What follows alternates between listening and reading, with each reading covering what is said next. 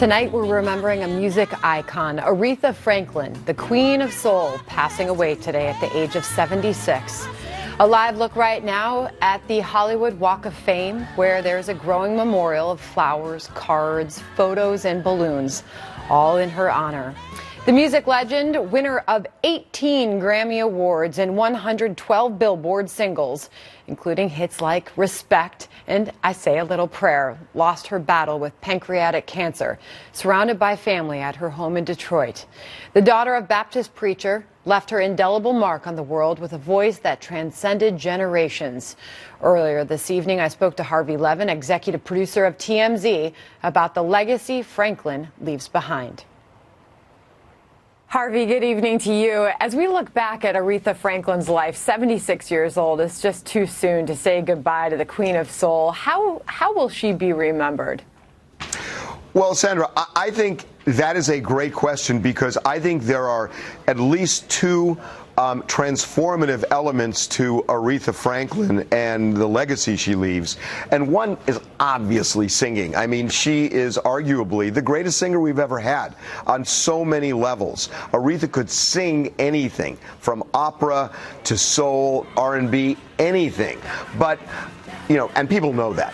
The thing that people really need to remember, appreciate, understand is that Aretha Franklin was a civil rights trailblazer. And, you know, if you go back to the 60s, black entertainers were shut out of mainstream radio, they were shut out of nightclubs, and it was very difficult for them to break through, not in all cases, but in a lot of cases, and people had trouble, you know, making it in show business. It was Aretha Franklin and the Supremes that broke that barrier and started performing in various clubs. And, you know, Respect, I remember Respect. I mean, you're not going to remember this radio station, but back then it was KFWB and Bill Balance, and I was listening to it as a kid, and I heard Respect for the first time. I will never forget it. And I couldn't believe what I was listening to. And you know, she made a huge impact on people who hadn't been exposed to black singers, to performers, and with meaning. And it had a big impact on civil rights in this country at a critical time in the 60s, and she has to be remembered in part for that. And born in Memphis, raised in Detroit, started singing at such a young age at church, daughter of a preacher, 14 years old, she releases her first album. And off she goes to New York City, signs with Columbia Records, and the rest is history. 18 Grammys, the first female inducted into the Rock and Roll Hall of Fame, Harvey.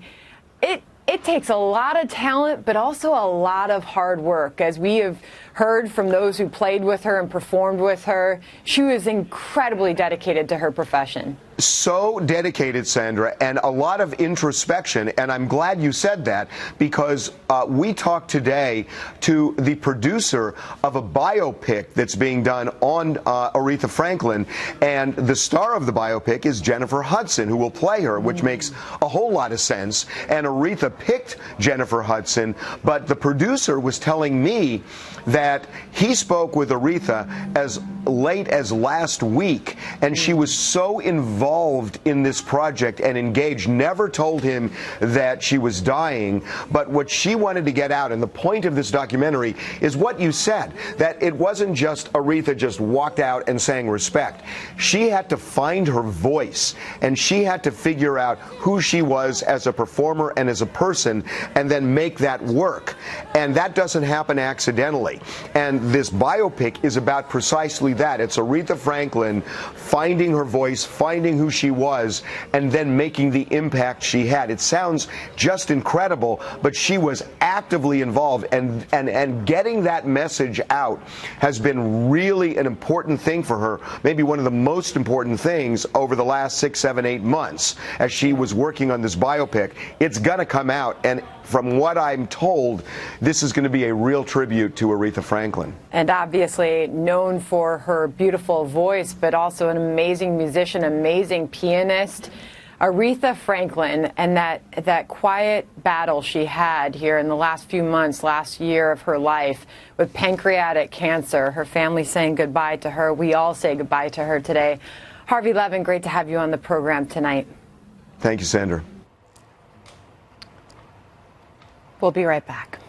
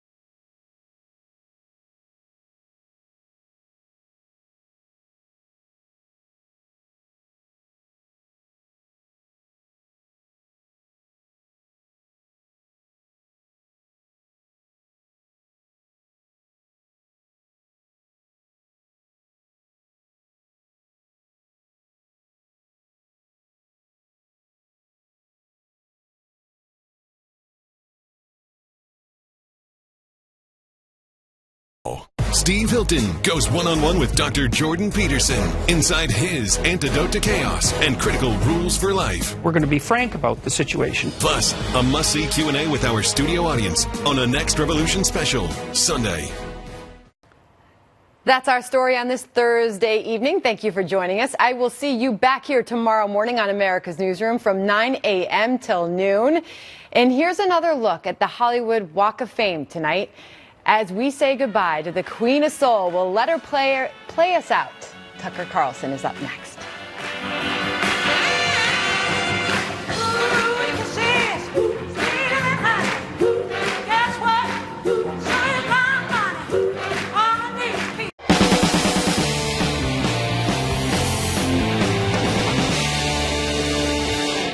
Good evening and welcome to Tucker Carlson Tonight. Former CIA Director John Brennan has proven to be many things. He is dishonest, having lied to the American people multiple times while working as director of the CIA. He's irresponsible. He's accused his political opponents of treason, a death penalty offense, without offering any evidence at all.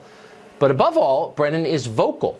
For the past year, he has shouted his views on every possible political topic, as is his right. Well, giving his opinion is literally his job now, actually. He's a cable news pundit. Yesterday, the Trump administration finally revoked his security clearance. Now, why was John Brennan able to keep his top-secret clearance after leaving government in the first place? Do other MSNBC contributors have security clearances? If so, what national interest is served by that? And how did somebody so obviously limited intellectually get to be CIA director in the first place? Those are all valid questions. No one on the left even bothered to try to explain any of those things. Instead, they started yelling about how Brennan's rights were being violated. He knows the Russian collusion angle, and that's what Trump is trying to silence. Nixonian-type practices of trying to silence anyone who's willing to criticize this president. The larger implication here is the jeopardy to our First Amendment rights, and by extension, others. Hear that? The First Amendment. Because you really don't have freedom of speech unless you also have a top-secret government security clearance. Brennan, of course, agreed with that. He wrote a piece claiming that Trump revoked his clearance, quote, to try to silence anyone who would dare challenge him. Where was Brennan's essay about being silenced published? Well, in the New York Times, a newspaper with 3 million subscribers. And that, ladies and gentlemen, is what it looks like to be muzzled. Senator Richard Blumenthal of Connecticut, who not only is a fake war hero, but also a graduate of Yale Law School, argued that Brennan somehow has a constitutional right to a security clearance. Notice how Blumenthal keeps a straight face as he says this. Watch. It is not only an abuse of power, it is illegal. When the founders of our great nation decided on the First Amendment, it was because the King of England would retaliate against his critics. He has the authority to do a lot of things, but not in a way that violates the law. Thanks for the lesson on the law, Senator. So here's the takeaway. John Brennan has a constitutional right to a federal security clearance, though he does not work for the federal government. You do not have that right. Neither do I, or anyone you know. Only John Brennan has that right because he resides in a special class of elites that you are obligated to obey. And by the way, if you disagree with any of that, you are a monster. You are on the side of bloodthirsty dictators like Stalin and Pol Pot. Watch as more dumb people talk. What we're seeing today is this is what dictators do. This is a dictatorial exercise of power that should frighten. It's a clear abuse of power, and it's a mark of an authoritarian dictator. This is a striking move towards authoritarianism. You know, this is what dictators do. They shut down the press, they shut down dissent, they jail their opponents. So he's a dictator. Let that settle in for a minute. If Trump is a dictator, he may be the single most incompetent dictator in world history. For example, he lets all these morons go on cable television and accuse him of crimes, but doesn't do anything about it. They keep talking. Somebody had better alert the secret police. But wait, the secret police are busy right now. They're watching MSNBC and nodding along in agreement. It's that kind of dictatorship. A looser, more Mediterranean version where no one actually gets repressed. Of course, if you're looking for a more Germanic style of authoritarianism, we have that too in the United States. But it's not in the White House. It's in Silicon Valley, which is happy to prevent you from expressing your views in public if they disagree with those views. That's everywhere these days. And yet, amazingly, somehow, the champions of speech you just watched, First Amendment absolutists like Senator Blumenthal, who learned the value of the Constitution while pretending to serve in Vietnam, haven't noticed. It's odd, isn't it? Maybe Mark Steyn can explain. He's an author and columnist, and of course a friend of the show, and he joins us now. So I wonder, Mark, as these august legal scholars lecture us from their perches on cable television about how the Constitution requires John Brennan to have a security clearance, and if he doesn't, our First Amendment rights are being violated, do they notice that people's freedom of expression is being violated every day in real ways across the country by the tech titans? Do you think that even computes, or they're taking too much money from Google to care? No, you're right. You're right. There's a contradiction there, and the left's position seems to be, which is amazing, actually, when you think back 15 years when they were all going bananas because George W. Bush was supposedly trying to find out what library books you were reading. They're apparently now cool with spooks having super First Amendment privileges. Now, I'm actually with Senator Blumenthal. I think we might as well have a constitutional right to a security clearance because about 3 or 4 years ago, just under 5 million people in this country had security clearances, which is more than the population of New Zealand or Norway. And that's one of the reasons for the dysfunction of the intelligence community. I think it's now down to about 4.5 million with security clearances. But at that level, actually, everybody might as well have security clearances. So I'm with Senator Blumenthal. Security clearances for all. In fact, in an effort at bipartisan compromise, I think that as unaccompanied minors are coming across the Rio Grande in a skiff, that ICE should hand them their security clearances. So, Senator Blumenthal, go for it. I like that idea. And it's probably going to come true. But the irony, again, there are so many layers of it, but that these are the exact same people who are telling us that we don't have a right to know what our government is doing. We don't have a right to know the pretext under which Carter Page was spied upon by the Obama administration. And we're, by the way, Quislings if we ask too many questions. But somehow John Brennan has a right to read classified information. I mean, how could you make that argument without turning red with shame by its dumbness?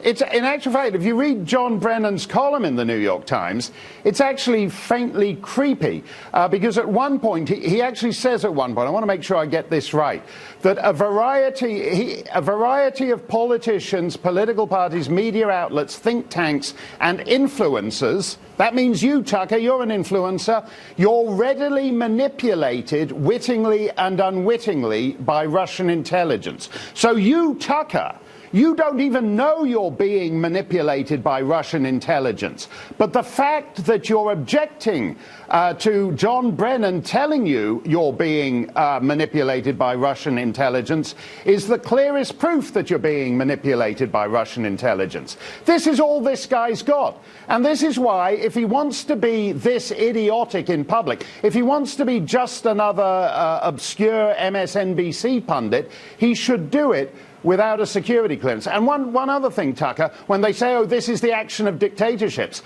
you can say a lot of things about dictatorships. But one of the things that you can say with certainty is when the dictator removes you as head of the intelligence security apparatus, actually you lose your security clearance in not only in dictatorships, in dictatorships, in almost all other countries, this idea of ex officio security clearance, it's bad enough. You know, one of the ridiculous things about this country is because you don't have viscounts and dukes. Somebody who was a senator from 1972 to 1978 gets called senator until the day he dies. And now we're saying that aside from that, he should also have a security clearance until the day he dies. Ex officio security clearances are a stupid idea, and they should be abolished across the board. In real dictatorships, former intel heads wind up like Beria. So, I mean, it's also so stupid. Mark, thank you. Great to see you, as always.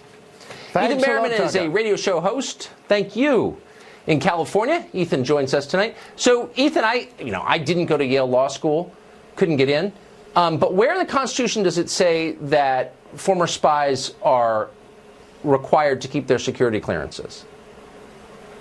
The issue here, Tucker, is if the government wants to impede on your ability to express yourself, which we have two separate issues happening here. We have the attacks on the free press that are happening, the enemy of the people. And then separately, if I revoke your security clearance because I don't like what you're saying, which is what's going on right now, that is an attempt to silence you in your criticism of me if I was John Brennan. Well, hold on. But how is it? Hold on. Well, let's start to first principles here. What national interest is served by giving MSNBC contributors top secret security clearances? How does that help? So for the point of all of this is to help the country.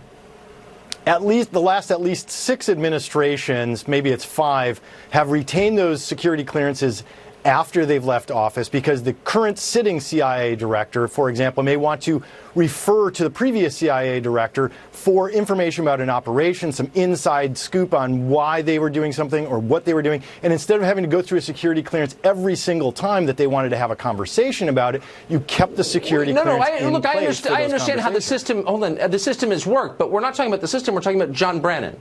So how does America benefit by John Brennan having a security clearance? I'm completely confused. If the sitting CIA director wants to confer with him about, for example, hey, what led you to investigate the Russians that were visiting the RNC or going to Trump Tower? What was behind your thinking on that? What was the information that led you to hand that over to somebody else? He doesn't need a security clearance. Where were you on this? He doesn't. Hold on. Whoa, hold on. You don't need John Brennan to have a security clearance. No, that's not true. John Brennan does not need a security clearance in order to answer straightforward questions from someone in government. People are subpoenaed all the time. People speak voluntarily all the time to government without security clearances. So I don't understand. No, for the private conversation. You know the truth.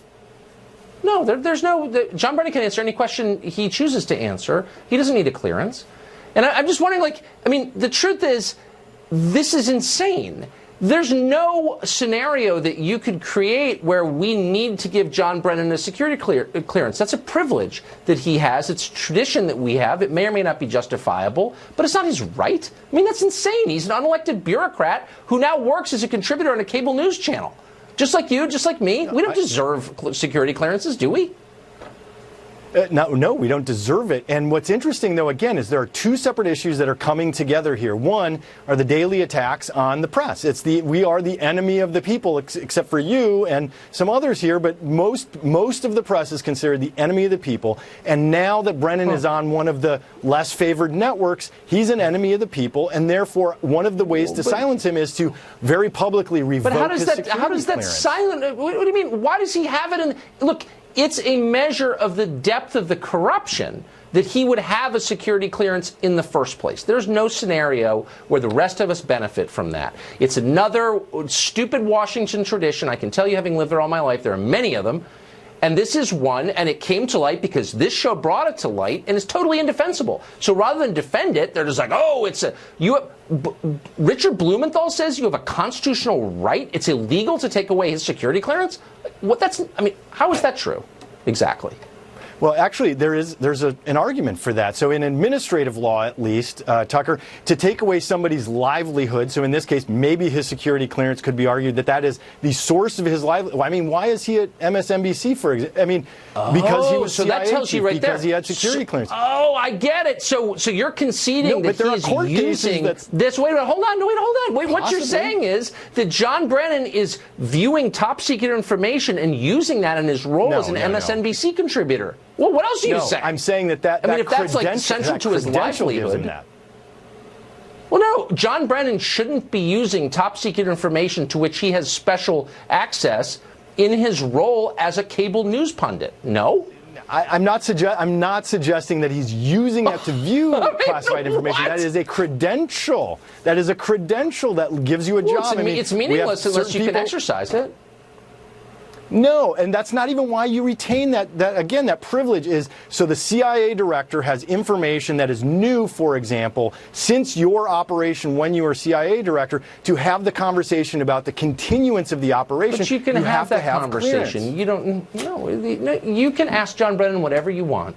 He doesn't need a clearance for that. This is a window into how totally corrupt our system is. It's totally corrupt, and the people benefiting from it have no self-awareness at all. Oh, you're violating my constitutional rights. Ugh. Ethan Sachs is spinning me up. I appreciate it. Good to see you. Thanks, Tucker. Want to bring you a Fox News alert tonight. The Pentagon has announced a delay, they say, to President Trump's planned military parade. The parade was originally scheduled to take place November 10th, the day before Veterans Day. It has been pushed back to sometime in 2019. The overall cost, which is inspired by a similar parade in France, expected to be $80 million in that ballpark. Obviously, we'll continue to follow the story as it develops. Up next, a Mexican restaurant owner in Texas is being targeted because he dared serve dinner to the Attorney General. He is Hispanic, and so Univision says he should not be allowed to do that. One of its anchors joins us next to explain how that works.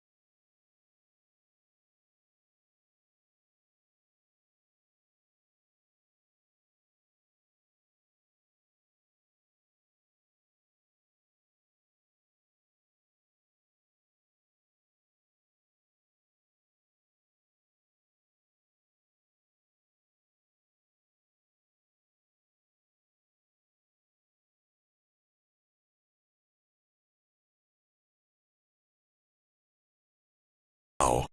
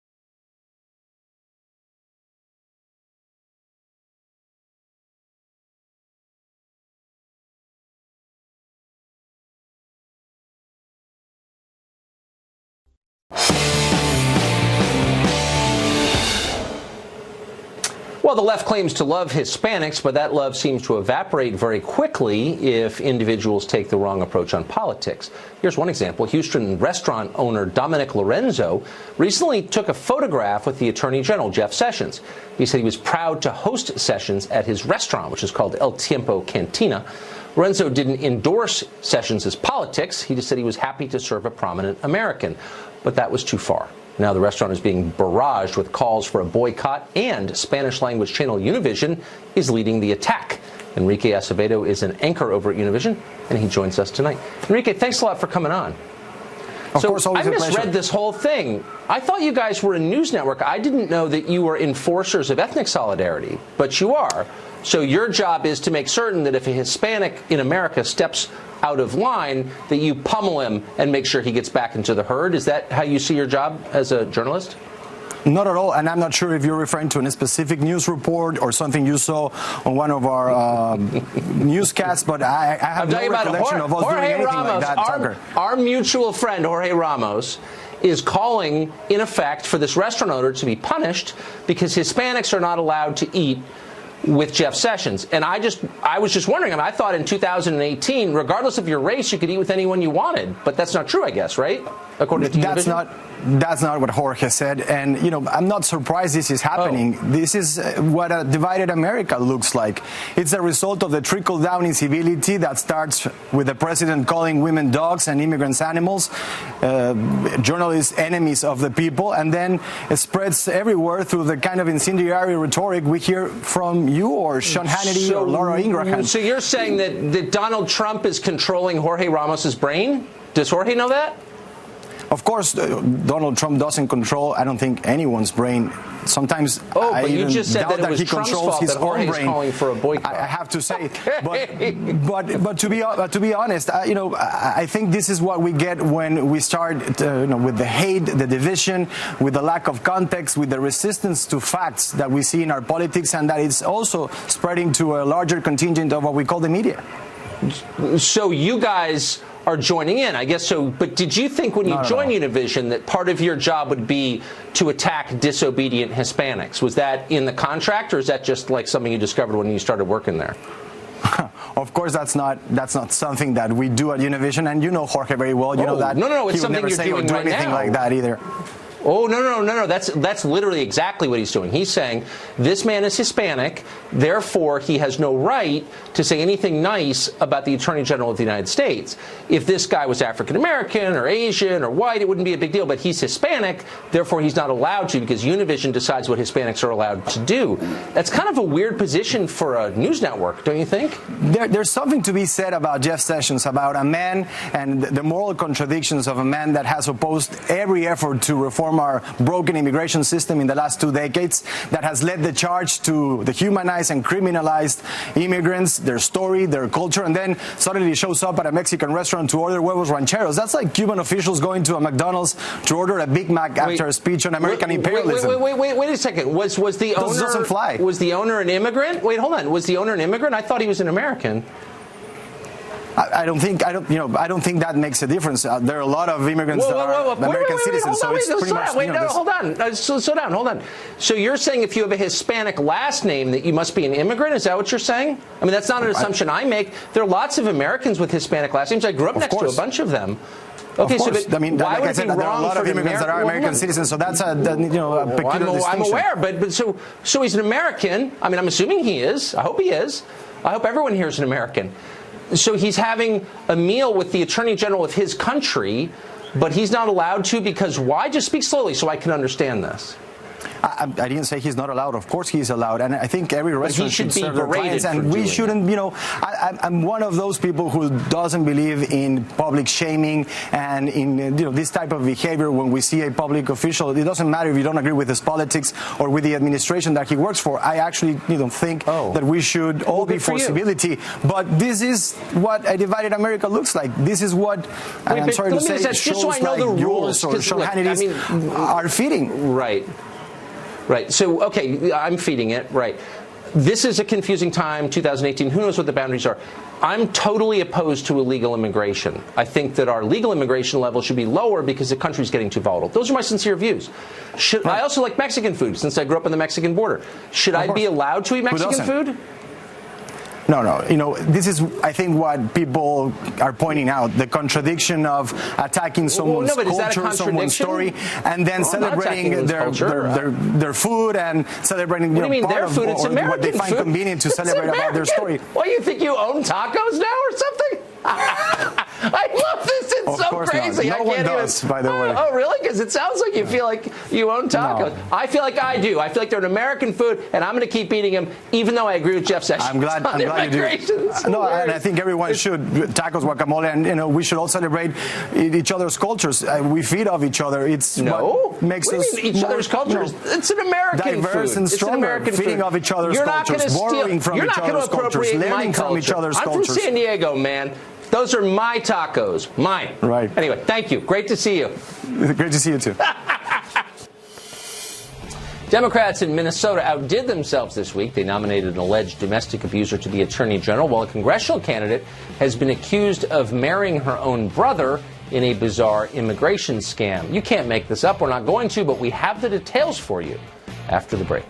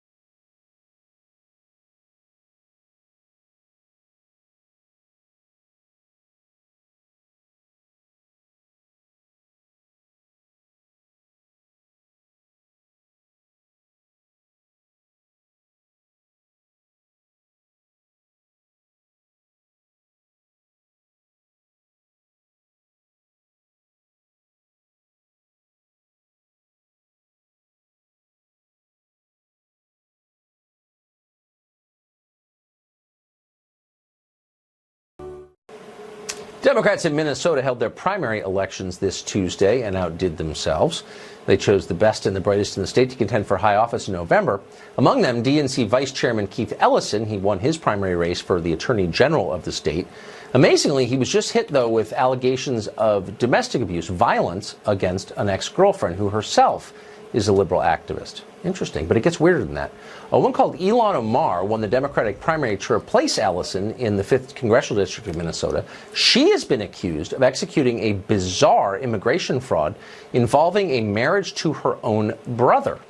We don't make this up, we merely report it. Scott Johnson is a lawyer in Minnesota, founder of the blog Powerline, and a very keen observer of politics in the state. He joins us tonight. Scott, first to the Ellison story. Just to be clear, this is not a conventional Me Too thing. This is an allegation of violence, correct? Correct.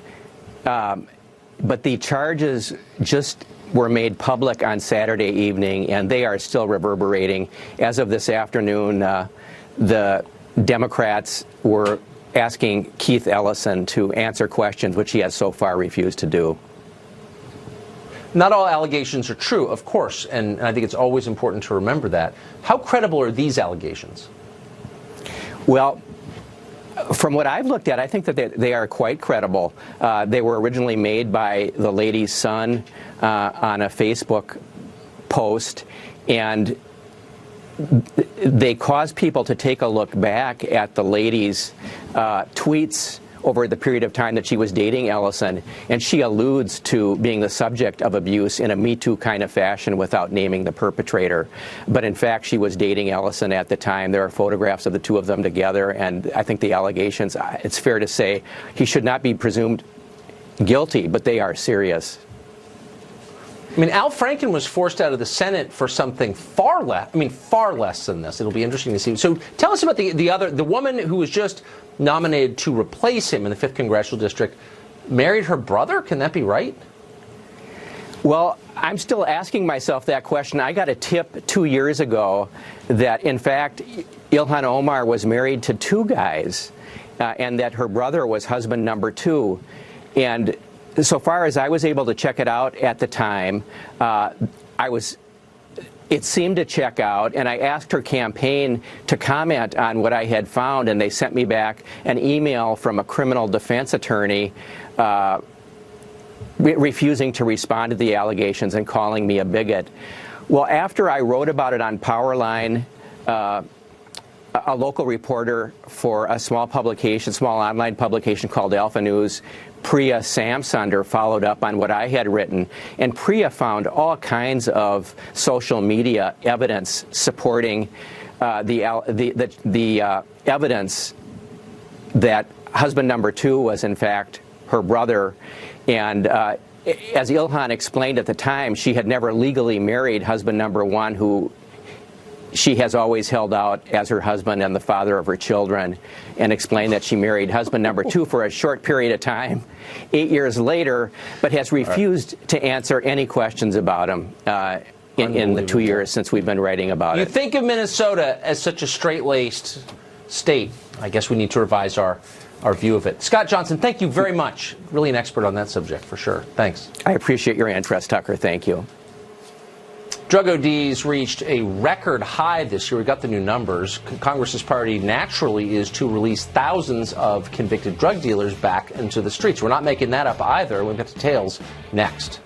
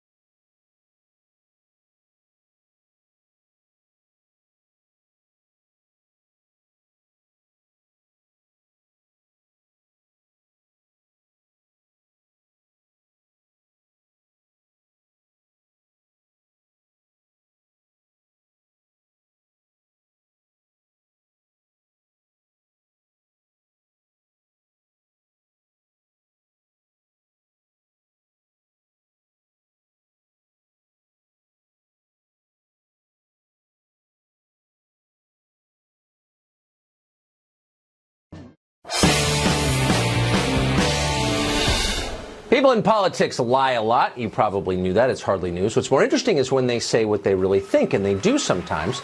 Chelsea Clinton did the other day. She was at an event protesting Supreme Court nominee Brett Kavanaugh. Clinton explained that Roe v. Wade has been indispensable to the American economy. She even put a number on it, suggesting she's thought a lot about it. The 60 million abortions committed in this country since 1973, she said, have added $3.5 trillion to America's GDP. Fewer women doing dumb things like bringing new life into the world. More women doing the vital business of faithfully serving global capitalism. Earning, consuming, just like Amazon wants. Motherhood does not turn a profit, so get back to your drone work, ladies. Private equity is counting on you. That's the America Chelsea Clinton likes to see. She must be secretly grateful to the Speaker of the House, by the way. Despite promising to stop taxpayer funding of Planned Parenthood in 2016, Paul Ryan has not even really tried to do that. In the meantime, Planned Parenthood has performed another 600,000 abortions. By Chelsea Clinton's math, Ryan helped add more than $35 billion to the economy. Congratulations, Paul Ryan. Shareholders are thrilled by that. Amazon thanks you. America is in the grip of the worst drug crisis in its history, as you know. Each year, overdoses kill more Americans than died during the entire Vietnam War. The numbers are up this year. They just came out, over 70,000. You'd think everybody manipulating the levers of power in Washington would be concerned/panicked about this. You think Congress would be eager to do something to fix it. But instead, they have a very different agenda, one that works at cross purposes, getting softer on drug dealers. A bipartisan bill making its way through the Senate right now would drastically cut minimum sentences for cocaine and heroin smugglers. Why? Well, Tom Cotton may have an answer. He is a Republican senator from Arkansas, and he joins us tonight. Senator, this seems an odd time to reduce the sentences for drug dealers, and you've got 70,000 Americans dying of drug ODs. What is going on? It's a very odd time, Tucker. As you say, just last year, 72,000 Americans were killed from drug overdoses, which is a new record. Unfortunately, it beat the record from the previous year. If anything, we should be cracking down on drug dealers. I've got legislation that would increase mandatory minimums for fentanyl, which is a very dangerous synthetic opioid that is made oftentimes in China and smuggled through Mexico. It would also overturn a Supreme Court decision from just 3 years ago that let many violent felons back onto the streets, armed career criminals. Yet instead, we're moving forward with legislation that may drastically cut mandatory minimums and give liberal judges more discretion to deviate even further from those mandatory minimums. It's very disappointing. We shouldn't be focused on reducing sentences. We should be focused on prison reform if you want to focus on criminal justice at all. You know, everyone in prison is there for a reason. There's a good chance they're going to commit future crimes if they don't get, say, a skill or education or get drug treatment. That's fine. But prison reform is very different from sentencing reductions. If you were going to reduce sentences for criminals, you'd think maybe you'd focus on marijuana users in jail or low-level drug users. Why would you reduce the sentences for large-volume drug traffickers in the middle of the worst drug epidemic in our history? It doesn't make sense. Who's pushing this? Yeah, so Tucker, the reason why you have to focus on large-scale drug traffickers in the federal prison system is that's really all that's in the federal prison system. Virtually no one goes to federal prison as a low-level, nonviolent offender. Just a few hundred people at most. But in those cases, they usually pleaded down from a more serious offense. Now, I can't speak to what every state does in terms of its drug sentencing. Even at the state level, it's pretty rare, though. But at the federal level, if you are in federal prison, you are a repeat offender or you are a serious offender, trafficking in huge quantities of drugs. Yet if you're in the Congress, that's the only system you control. And if you're ideologically committed to having lower drug sentences, that means lower sentences at the federal level for serious traffickers. Very quickly, Senator, are you worried our crime rate's going to go up? I am worried, Tucker, that the crime rate is going up. Mandatory minimum sentences and three strikes laws and taking discretion away from liberal judges over the last 30 years has led to a remarkable decline in crime in this country. However, we started to see some increases in crime in the last 2 years of the Obama administration, and it just stands to reason when most prisoners, when released from prison, commit future crimes, that if we let more prisoners out or shorten their sentences, you're going to see an increase in crime in this country. Yeah, it's not complicated. Senator, thank you, but apparently your colleagues need convincing, so thank you for your work on that. Appreciate it. Thank you, Tucker. Up next is Final Exam. Katie Pavlich is back, going for her 8th win in a row. Richard Goodstein is the man she faces off against. What will happen? Minutes from now, you'll find out.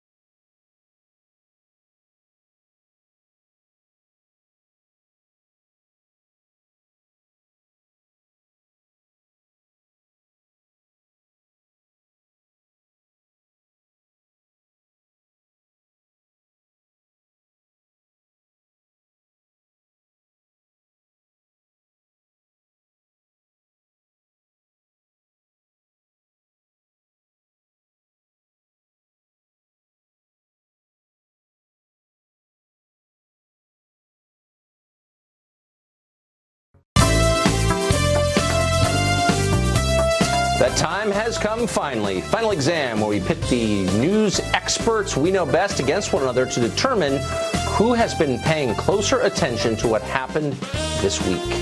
Joining us tonight, Katie Pavlich of Town Hall is back, defending champion. Here are all the opponents she has beaten. She has won 7 times in a row. That puts her just 2 wins behind our all-time board leader, Shannon Bream.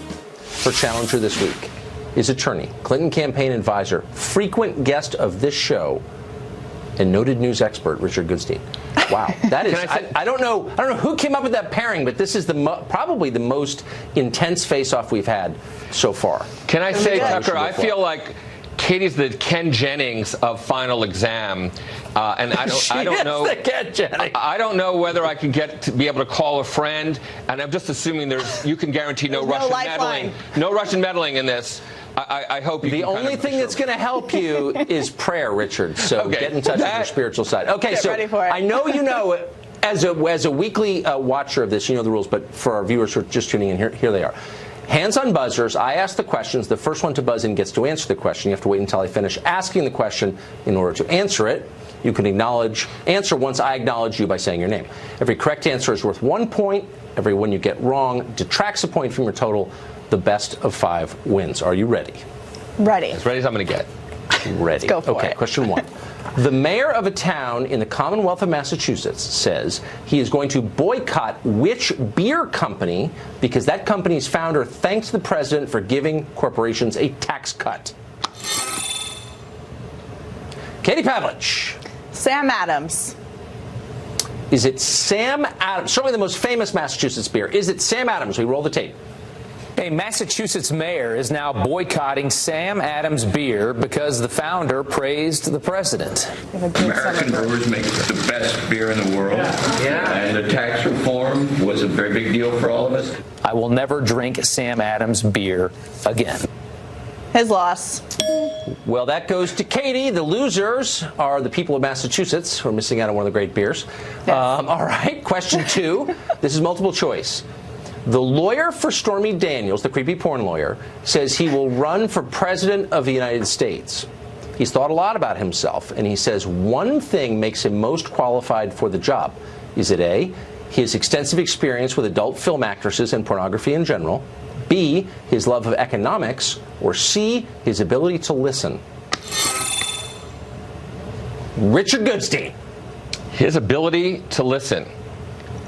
You don't is think my it's answer. His experience? His ability. I'm going to stop there.